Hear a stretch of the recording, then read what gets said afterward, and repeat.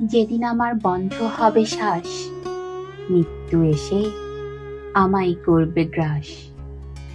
আত্মীয় স্বজন আর ডাকবে না নাম ধরে, বলবে আমায় লাশ। পৃথিবীতে ছিলাম কত নামি দামি, স্ত্রী আমায় বলবে না আর স্বামী। ছেলে মেয়ে ডাকবে না আর বাবা বলে, মা বাবা বলবে না খোকা আয় কোলে।